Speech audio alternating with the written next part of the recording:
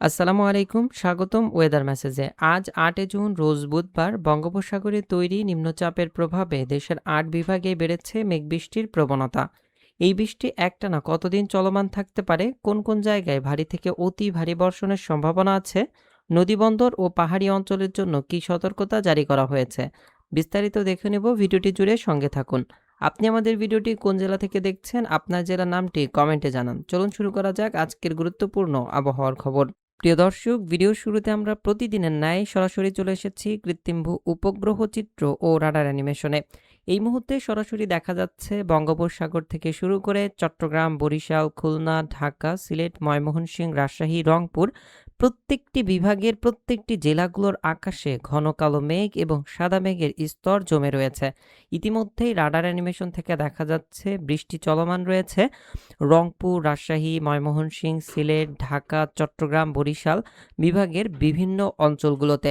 এছাড়াও খুলনা বিভাগেরও বেশ কিছু অঞ্চলে বৃষ্টি রয়েছে। এছাড়া বজ্রবাহী বৃষ্টি দেখা যাচ্ছে রংপুর বিভাগের দিনাজপুর থেকে শুরু করে বালুয়াঘাট, গাইবান্ধা এবং আশপাশের অঞ্চলগুলোতে কিছুটা বজ্রবাহী মেঘ এবং বৃষ্টি দেখা যাচ্ছে। এছাড়া সিলেট, ময়মনসিংহ, ঢাকা সহ রাজশাহী, খুলনা, দক্ষিণ অঞ্চলের চট্টগ্রাম, বরিশাল প্রায় প্রত্যেকটি অঞ্চলের উপরে বৃষ্টি অতিক্রম করছে এবং আগামী ২৪ থেকে ৪৮ ঘন্টার মধ্যে প্রায় প্রত্যেকটি অঞ্চলের উপর দিয়ে বৃষ্টি অতিক্রম করবে এবং সেই সাথে ভারী থেকে অতি ভারী বর্ষণের সম্ভাবনা রয়েছে বেশ কিছু অঞ্চলগুলোতে। প্রিয় দর্শক, এমন পরিস্থিতিতে আমরা দেখতে পাচ্ছি বায়ু অ্যানিমেশন থেকে বঙ্গোপসাগরের দিক থেকে মৌসুমি বায়ু দেশে প্রবেশ করছে এবং বর্ষাকালীন বৃষ্টি শুরু হয়ে গেছে দেশের মধ্যে। এই বৃষ্টি একটানা চলমান থাকতে পারে আগামী ৪ থেকে ৫ দিন। এর মধ্যে প্রায় দেশের অধিকাংশ অঞ্চলেই বৃষ্টি হবে এবং ভারী থেকে অতি ভারী বর্ষণের সম্ভাবনা রয়েছে। এই মুহূর্তে বঙ্গোপসাগর বেশ উত্তাল এবং পাহাড়ি অঞ্চলগুলোতে বেশ কিছু জায়গায় ভূমিধসেরও সম্ভাবনা রয়েছে অতি ভারী বর্ষণের কারণে। প্রিয় দর্শক, চট্টগ্রাম বিভাগের চট্টগ্রাম, ফটিকছড়ি, রাঙামাটি, খাগড়াছড়ি, নোয়াখালী, ফেনী, হাতিয়া সহ এদিকে বরিশাল, ভোলা, পটুয়াখালী সকল অঞ্চলের দিকে ইতিমধ্যেই বৃষ্টি চলমান রয়েছে। গতকাল থেকে দেশের দক্ষিণ অঞ্চলে একটানা বৃষ্টি শুরু হয়েছে আর গত রাত থেকে দেশের উত্তর অঞ্চলে বৃষ্টি শুরু হয়েছে, যে বৃষ্টি এখনো পর্যন্ত চলমান। পরবর্তীতে আজ দুপুর থেকে শুরু করে আগামী ২৪ থেকে ৪৮ ঘন্টার মধ্যেও দেখা যাচ্ছে দেশের প্রায় ৮ বিভাগের ৬৪টি জেলার উপর দিয়েই বৃষ্টিপাত অতিক্রমের সম্ভাবনা রয়েছে। এই বৃষ্টি থেমে থেমে এবং কোথাও কোথাও একটানা চলমান থাকতে পারে। দিনের বেশিরভাগ সময় আকাশ মেঘলা থেকে মেঘাচ্ছন্ন এবং সেই সাথে সারা দেশেই প্রায় বৃষ্টির সম্ভাবনা রয়েছে।